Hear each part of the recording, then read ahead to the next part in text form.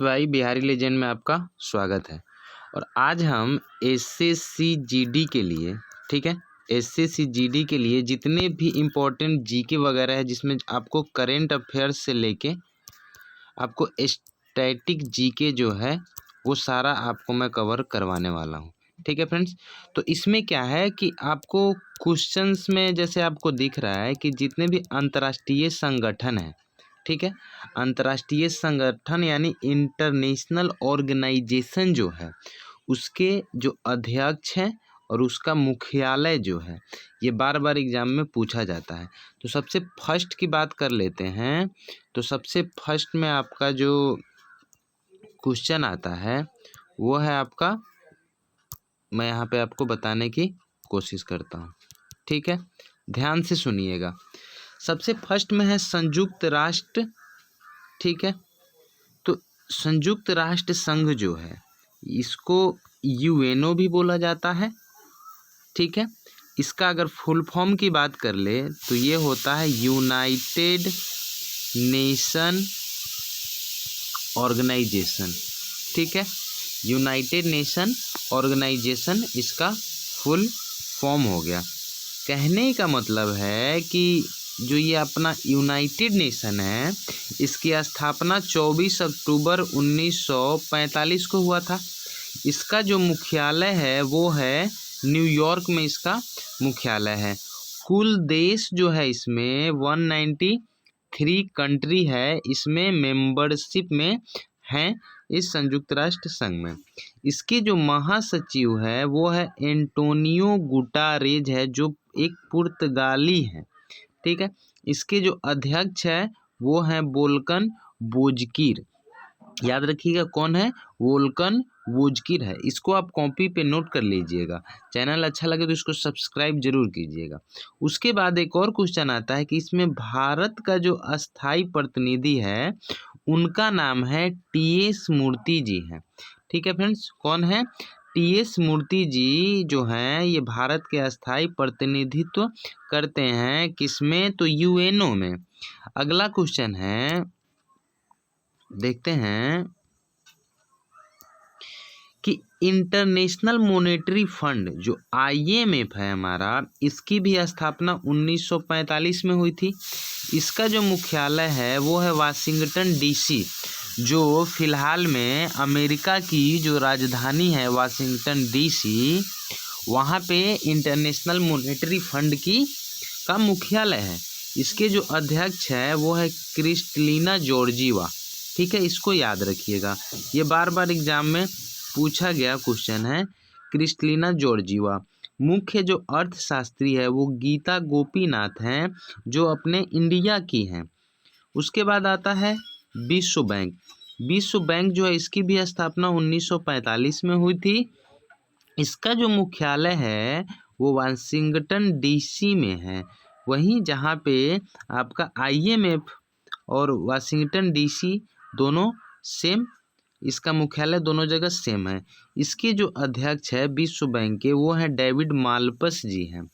इसके सीएफओ जो है फाइनेंशियल जो हैं वो है अंशुला कांत जी, ठीक है फ्रेंड्स। उसके बाद है WHO के मुख्य जो वैज्ञानिक हैं वो है सौम्या स्वामीनाथन, ठीक है। और पहले जो हैं हु के फर्स्ट CEO कौन थे? तो अनिल सोनी जी थे, ठीक है फ्रेंड्स।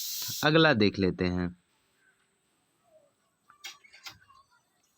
अगला क्वेश्चन है कि विश्व बैंक के मुख्य अर्थशास्त्री जो है वो है कार्मेन रेन हॉट है, ठीक है। अगला है WFP विश्व खाद्य कार्यक्रम, इसकी स्थापना 1961 में हुई थी। इसका मुख्यालय कहाँ है? तो रोम में है। अध्यक्ष जो है वो डेविड वासली है। अभी अभी जो नोबेल पुरस्कार जो मिला है वो वर्ल्ड फूड प्रोग्राम को ही मिला है। उसके बाद है एशियाई विकास बैंक की स्थापना कब हुई थी? तो 1966 में हुई थी। इसका मुख्यालय मनीला में है, जो फिलीपींस में है। कुल देश इसमें कितने मेंबर है? तो 67 मेंबर हैं, इसको आप याद रखिएगा। इंटरनेशनल लेबर ऑर्गेनाइजेशन, ये 1919 में इसकी स्थापना होती है। मुख्यालय कहाँ है? तो जेनेवा में है और इसके अध्यक्ष जो है वो है गाय राइडर है। ठीक है फ्रेंड्स, अगला देखते हैं।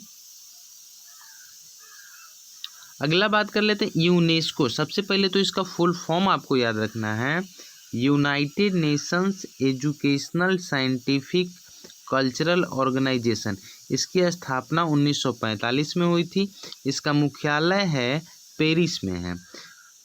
जो फ्रांस की राजधानी जो है वो कहाँ है? पेरिस है। अध्यक्ष है आंद्रे एजोले। आंद्रे एजोले जो है इसके क्या है? अध्यक्ष है।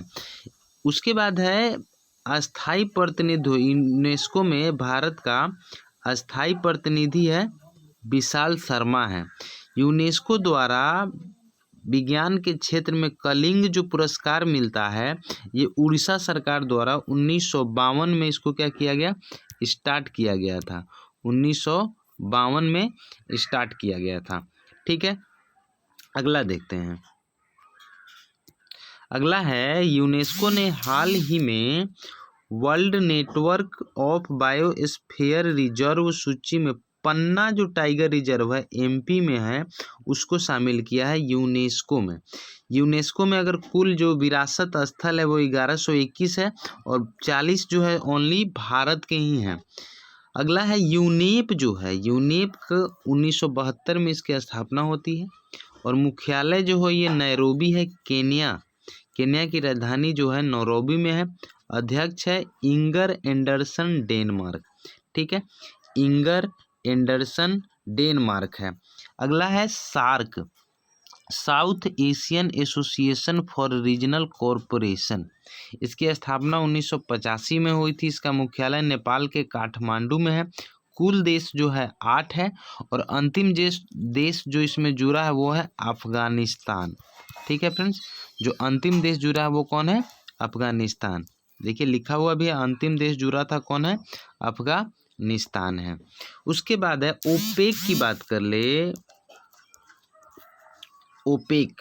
ठीक है, ऑयल पेट्रोलियम का जो होता है उसका भी सदस्य। इसकी स्थापना 1960 में होती है। मुख्यालय जो है वियना ऑस्ट्रिया में है। सदस्य देश है 13। ओपेक को छोड़ने की घोषणा कतर ने कर दिया। ये बहुत इम्पोर्टेंट है कि किस देश ने? तो कतर ने ओपेक से हटने की घोषणा कर दी है। उसके बाद है अंतर्राष्ट्रीय भारोत्तोलन महासंघ। इसका जो मुख्यालय है वो बुडापेस्ट हंगरी में है। यूनेस्को में भारत का अस्थायी प्रतिनिधित्व कौन करता है? विशाल वी शर्मा। ठीक है, मास्टर कार्ड के सीईओ कौन है? तो याद रखिएगा अजय पाल सिंह बंगा। और नोकिया के सीईओ पेका लुंडमार्क। कौन है? पेका लुंडमार्क जो है ये नोकिया जिसको माइक्रोसॉफ्ट ने खरीद लिया था। ठीक है, अगला बात कर लेते हैं। भारतीय रिजर्व बैंक ने किसे रिजर्व बैंक इनोवेशन हब का पहला अध्यक्ष नियुक्त किया है? तो सेनापति गोपाल कृष्णन को किया है। सेनापति गोपाल कृष्णन। वायु गुणवत्ता प्रबंधन आयोग के अध्यक्ष है एम कुट्टी जी हैं। इंडियन बैंक संघ का नया अध्यक्ष राजकिरण राय जी। इसको आप नोट करके लिखिएगा, बहुत ही इंपॉर्टेंट क्वेश्चन है। सेबी की पहली पूर्णकालिक महिला सदस्य माधवीपुरी बुच जी हैं। सेबी के चेयरमैन की बात कर ले तो अजय त्यागी जी हैं। अमेरिका उच्चतम न्यायालय के न्यायाधीश जो है वो है Amy Coney Barrett. Okay, Indian post payment bank जो है इसके जो सीईओ है वो है J Venkat Ramu ji. Okay, J Venkat Ramu ji हैं।